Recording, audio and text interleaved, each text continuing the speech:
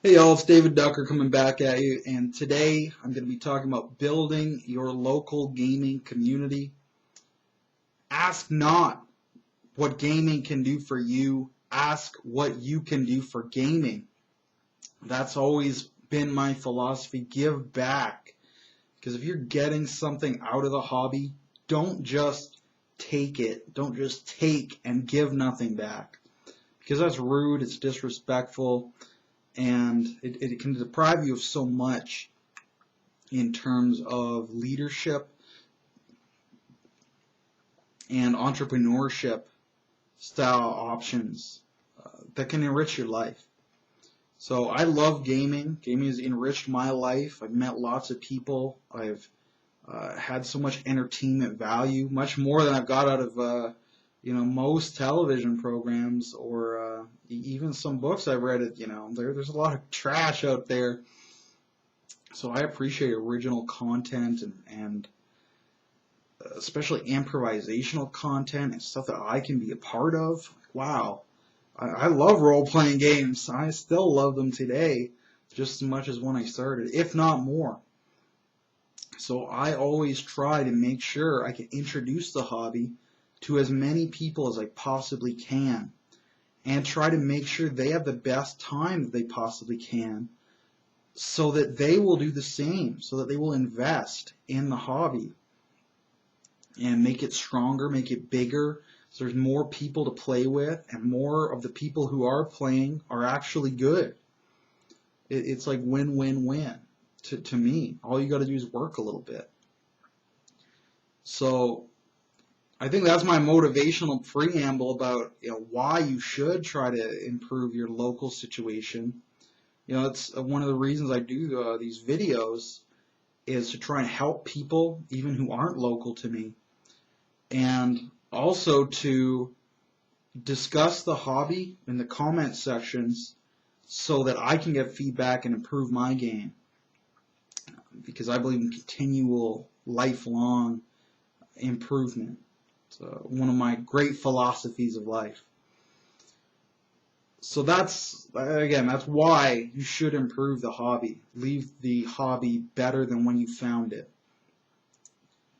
What man is a man who does not do so? How can you do that? Well, how I do it is I try to get as many players as possible. So that means I play with 6. I mean, it's just more fun to play with 6. But how I get more in the long run is for each new campaign, I cut at least 3 players. I send them off to do whatever they want to do. And I get 3 brand new people, brand new to me if I can find them, or just people I haven't played with in a while if I can't find anyone brand new. So this way I've got 3 brand new people in every game that I'm exposing to a high level game, plus those 3 who aren't in the game. Hopefully they'll go off and start a new game or join an old game or join a new game. I've probably cut 12 people out of my games, and at least 2 separate groups have formed out of this. So I'm very proud of that fact, that I had a hand in creating these 2 other groups. That's 2 more stories they're being told. It's 2 more groups of friends getting together, and I feel some ownership of that. That I've helped these guys make friends. I've helped them tell stories. I've helped them make friends who want to tell stories with them, and I feel great about that.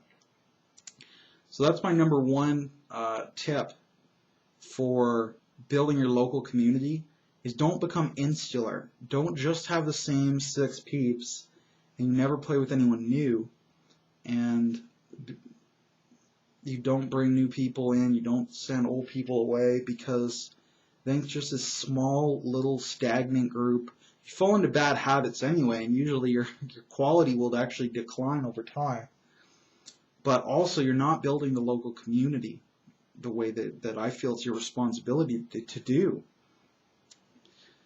So I always, like I said, I keep 3, I send 3 out, I get 3 new peeps. And then the 3 went out, I hope they find 3 more peeps to join them, or they just join with my other talent pool, because I introduce everyone to everyone. locally. And not all of them get along with each other, unfortunately, but I've tried. I've tried to help them make friends and make peace and make good games happen. So that's what I do as a GM, to build the community locally.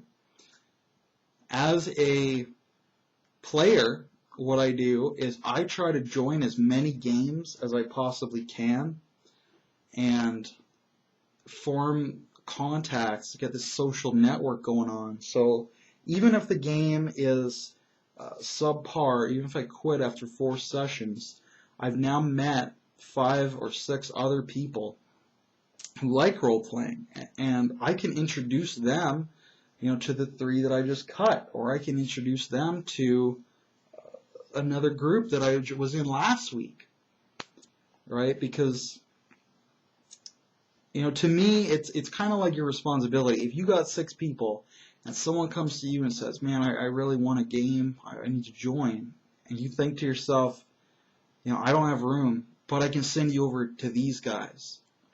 Or you could think to yourself, well, I don't have room, but if I take 4 and you take, and you take 3, then we can have 2 different games, and we can each continue to recruit like a kudzu and absorb more people over time until we get a local community that's really strong and vibrant. And right now I know about 50 different local gamers. So when I'm looking to put a campaign together, I have 50 people to choose from. I can pick the cream of the crop for my 3, and then the other 3 I'll try to get the total number up to 53 by finding 3 new peeps. So I'm all about building the local community, giving something back, and helping more people have fun so they play more games so that the hobby gets bigger. Because I want the hobby to be huge. I want it to be enormous. And I invest in companies who do this, who invest back in the community. Some companies, game companies, are just there for themselves. They're just there to make money. They're going to sell you battle maps, minis, and modules because it's profitable, but they don't care about the quality. And to me, the game quality is what's going to really grow the hobby and bring new people in. So I think if you make a really good game, you'll have twice as many people because each individual player is going to say, oh, this game is awesome. I'm going to get all my buddies involved. I'm going to grow the community and send them over to buy more products from the company that supports the community by being excellent, as opposed to a company who, they make a shit game in the first place, which, is really inexcusable at this point. I mean, the hobby is 40 years old now. We pretty much know what doesn't work. Perpetuating those things is unfair to your customers. So to come in and say, oh, here, just buy this. It's not very good, but we already have your business, so we're just going to exploit you. That's not fair to me. First of all, to your regular base. But second of all, because if the product's not that good, they're not going to bring in new people. They're not going to build the hobby. So it's bad for the hobby to release bad products. It's good for the hobby to release good products. And again, it's bad to exploit your market and not try to grow the market, which is again something that modules and minis do. And battle maps is you just try to get the same group of people to spend more money instead of getting more people to have better games, which will cause them to spend more money. So that's that's my ramble on gaming companies.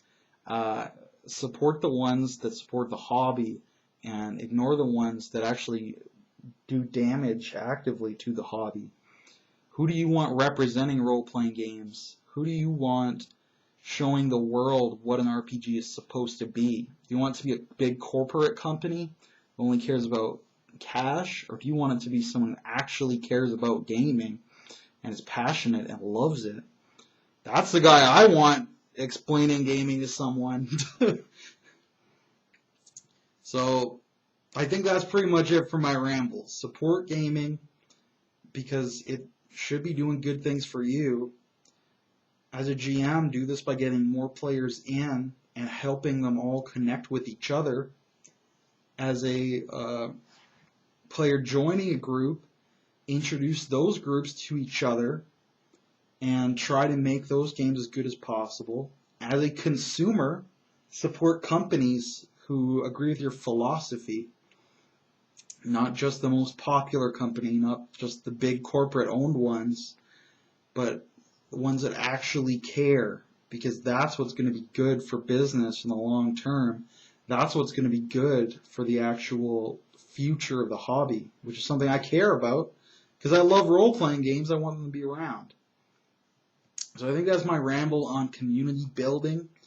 It could be my modus operandi for why I put out videos and why so much of my information might seem odd to people, because all my videos I try to gear towards a person who never played RPGs before, who's just getting into the hobby, because I want them to have the best advice right off the bat. You old geezers who have been playing for 40 years, you won't listen to good advice, first of all, and you're so set in your bad advice that I'm not even going to bother trying.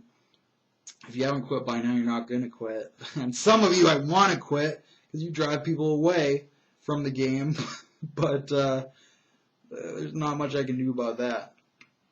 I have actually blacklisted some people locally who are just terrible human beings that I don't think any human being would be associated with.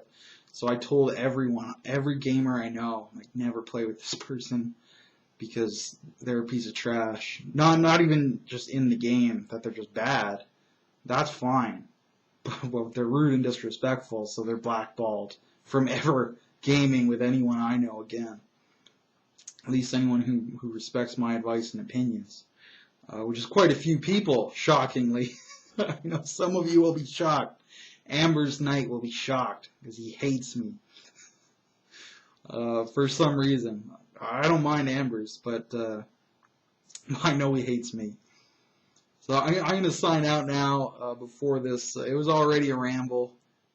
Before the ramble becomes a rant, because ranting is not cool.